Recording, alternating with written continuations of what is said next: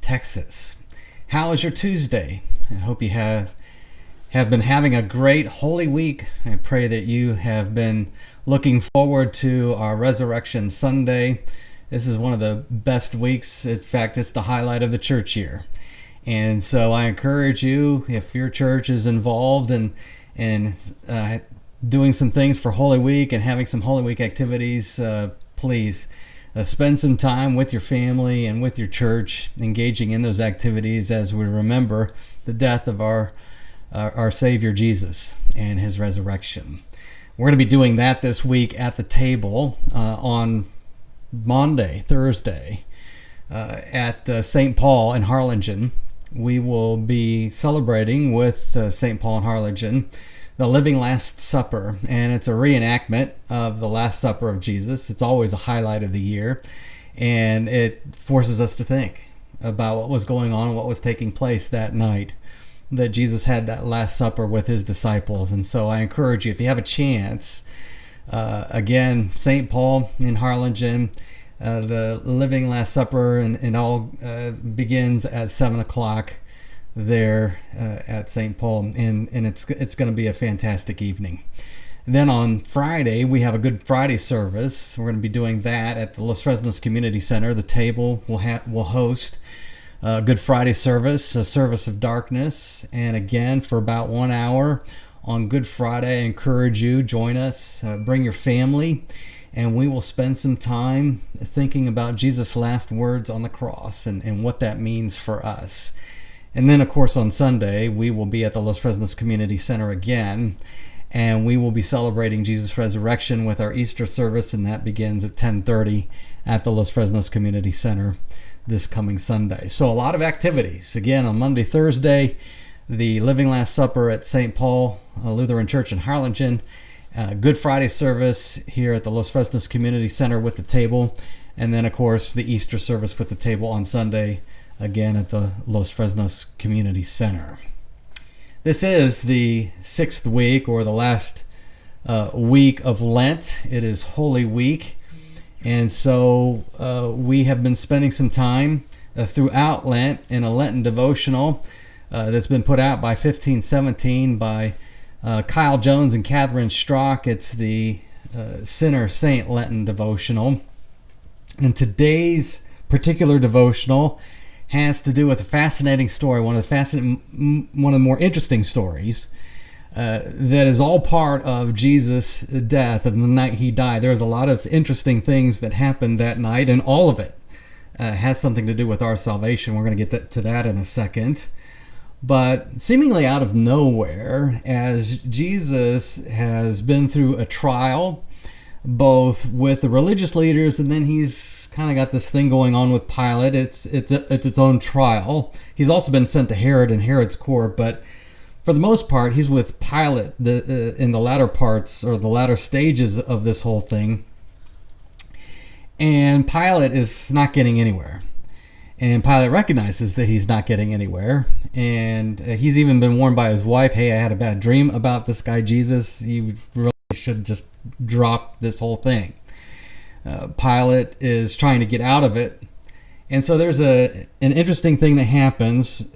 Apparently, during the Passover season, Rome had some sort of arrangement with the Jewish people that they would release a prisoner. And we're not sure how this would all went down.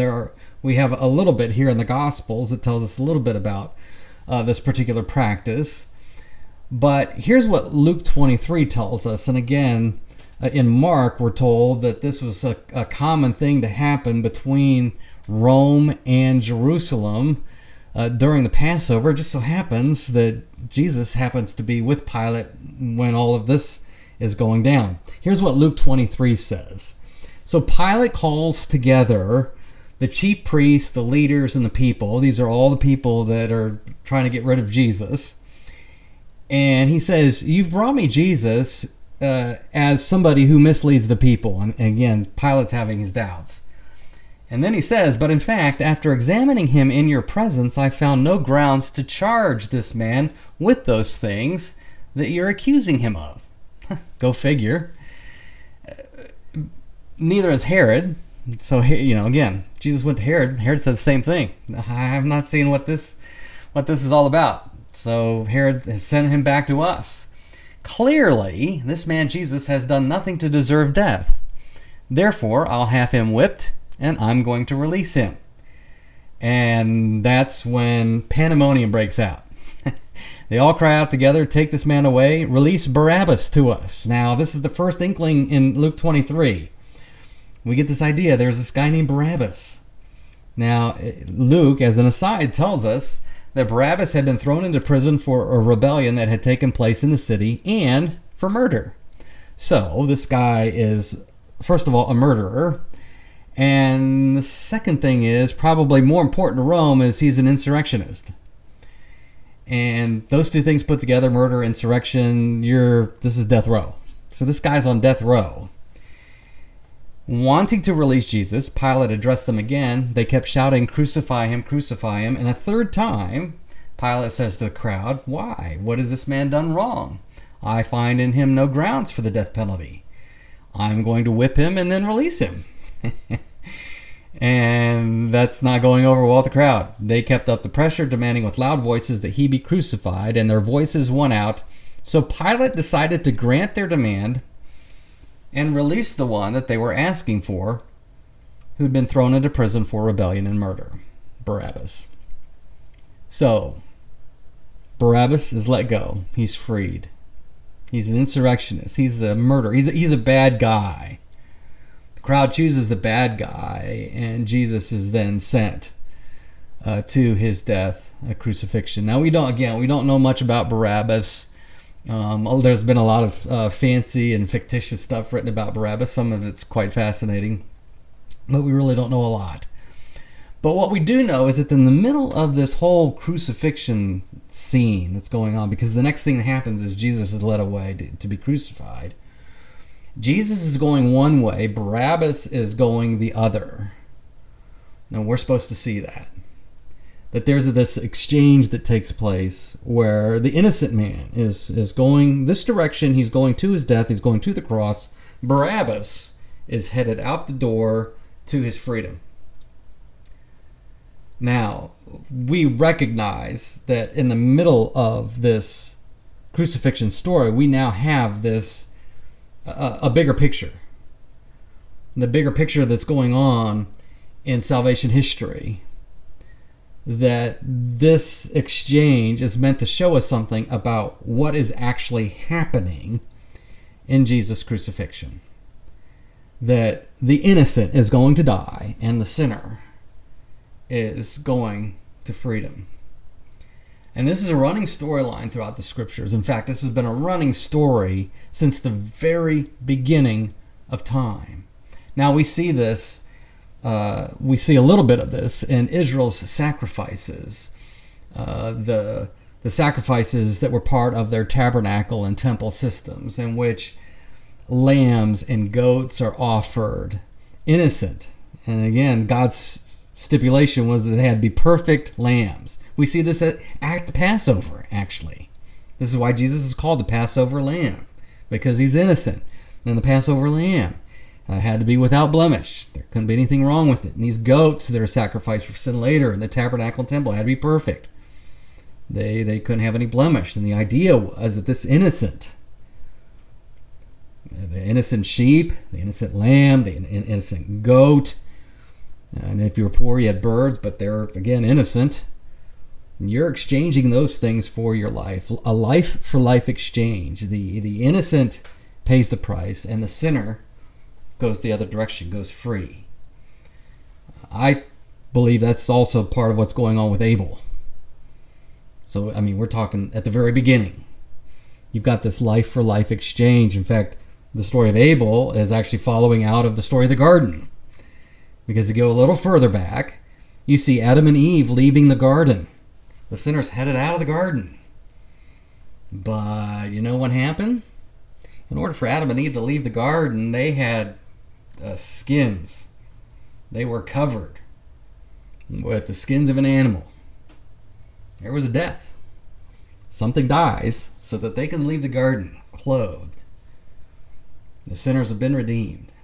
So we've got this life for life exchange all over the Old Testament.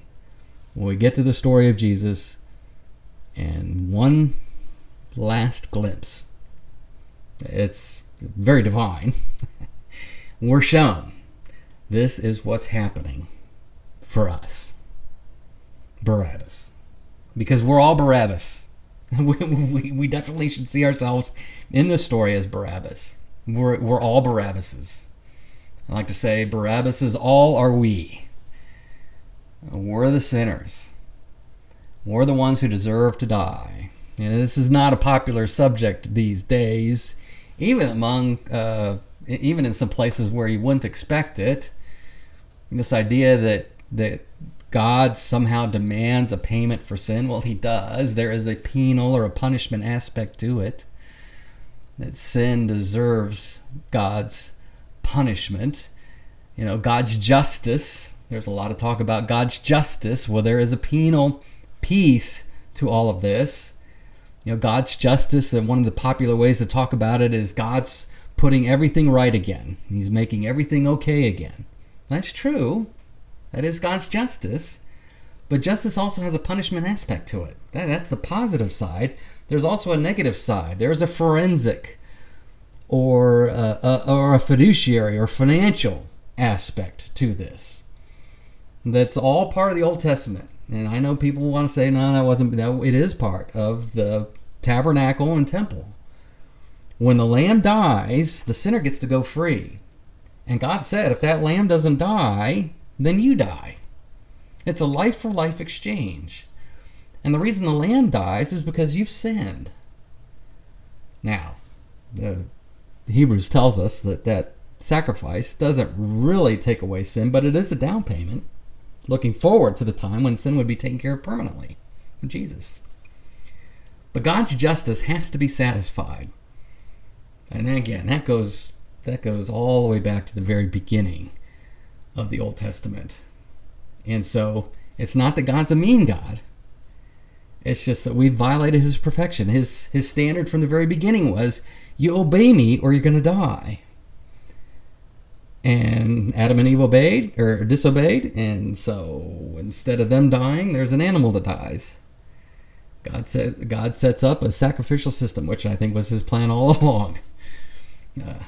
There's a payment to be made for sin. So right here in the middle of the whole Jesus story, Jesus being in front of Pilate, on his way to the cross, one last time we are given a glimpse of what is at stake here. That if the sinner is going to go free, the innocent has to die. Jesus has to die. And you know what the great thing about this is? Jesus does it voluntarily. Because he loves you. He loves me. Immeasurably, immensely, unbelievably. We don't deserve this. Ever. I don't think I'll ever get over it. I'm a Barabbas every day of the week. Every day. I do something that is deserving of God's justice. And when I mean God's justice, we're talking about the punishment. And you know what? It doesn't happen. God lets me off the hook because Jesus has taken that punishment for me. That's love. He voluntarily goes to the cross. He voluntarily takes the place of Barabbas. Jesus doesn't fight it here. He allows it to happen. He wants it to happen because he loves you and because he loves me. That's unbelievable. So, that's our conversation at the table. And again, I hope that all of these conversations at the table, it leaves you with the sense of, this is how much Jesus loves you. It's how much he loves me. That we're recipients of Jesus' grace every day, every single day, every single moment of the day. He's given us grace. And so, that's why we take some time this week. On Monday, Thursday, we're going to be looking at the Living Last Supper at St. Paul. Friday, we're going to be thinking about Jesus and that crucifixion with the service of darkness and shadows there at the Los Fresnos Community Center. And then on Sunday, of course, the Resurrection Sunday. Jesus is risen from the dead. But we're taking time to do all this because every single moment of that week, every single moment of that weekend, Jesus was doing it because he loved us. It is full of his love and his grace for us. So we're going to be talking about it this week. I encourage you tonight to thank Jesus at some point for what he's done for you. And then when you put your head on your pillow tonight, you can rest well knowing that Jesus has you.